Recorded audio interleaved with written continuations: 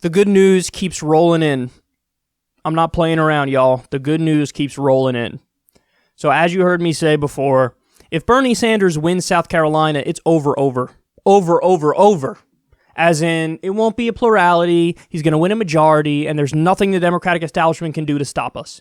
In fact, I don't want to say this because I personally don't think it's true yet, but there's an argument that it's already over. Why? Because no candidate on the Democratic or Republican side in American history has ever won the first three contests, the popular vote in the first three contests. So we could already be at that point, but no, don't believe that, don't think that, don't say that. I don't think it's true yet. I think if Biden wins South Carolina, then there's a slight door that's open for, the result to be changed. But if Bernie wins South Carolina, game, set, match, son, it's over. It's over. So that's the good news. Now, we have some new polls. This is from UW-Madison Elections Research Center. And these polls are specifically in Rust Belt states, swing states. This is Bernie Sanders' path to victory. There's real talk about, Democrats kind of abandoning certain states that are now, politically not advantageous to us. So namely, I think the one that pops in mind the most is Florida.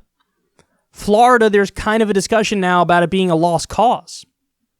About I don't know, because usually what you have there is older people from the Northeast with a decent amount of money go retire in Florida and live in Florida, and those people are not going to vote for a populist left candidate. Those people are going to vote for somebody like Trump.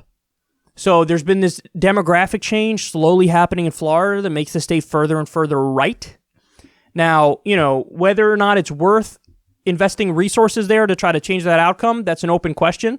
I'm a big fan of a 50-state strategy. I think we should try to win absolutely everywhere we can. But there's real conversation now about, Bernie could win Texas. He could win Texas. And he just had a rally there the other day, and it was gigantic. You would never imagine a Democrat could get these kind of numbers in Texas. So, they might try to snag Texas, which is the whole ball game. If a Democrat wins Texas, wowzers. So they might go there, but the other important part is you got to win the Rust Belt, man. You have to win the Rust Belt. You just have to. So what are the polls showing in the Rust Belt right now in the primary? What's happening in the primary in the Rust Belt? Look. Now, this poll was done before Nevada, and he's going to get another bump after Nevada because he obliterated in Nevada. So you have Michigan, Bernie 25, Biden 16, not sure or other 14, Bloomberg 13, Warren 13, Wisconsin, Bernie 30, Biden 13, Bloomberg 13, Buttigieg 12, Warren 12, Pennsylvania, Bernie 25, Biden 20, Bloomberg 19, Buttigieg 12, not sure other 10.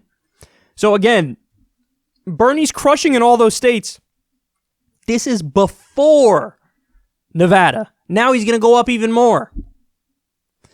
Now, I submit to you, if this was any other candidate, if this was Buttigieg, if this was Biden that had these poll numbers coming out of the Rust Belt in the primary, you would hear nonstop on cable news, no. Listen, we have no option. We got to go with this candidate because this candidate is winning in the Rust Belt, and that's what you need in order to win the general election. And Bernie's not electable. Look, see, Biden or Buttigieg, they're leading in these states. It's over. What are you doing? You got to support that candidate. When it's Bernie, www.zipit.org.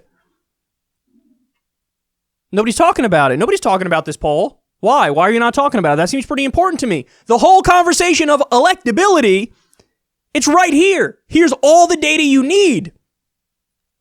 Another poll came out for head-to-head matchups between between Trump and all of the respective Democrats. Bernie is winning by the largest margin. Now, listen, it's not a layup election. I got to stress that now because there was really a confluence of events that makes Trump uniquely strong right now. Beating the Mueller report, winning impeachment. Now he's pivoting to the left and he's campaigning from a left-wing perspective, bragging about the First Step Act. He will be tough to beat. but the polls are already showing that Bernie is the one who has the best chance of beating him. So listen, this is the whole ball game with electability. And at this late date in the election now, it appears to be a no-brainer. And then also with the giant crushing Nevada victory, Bernie's numbers are going to go up in these states. So it really could be good night establishment the night of the South Carolina primary.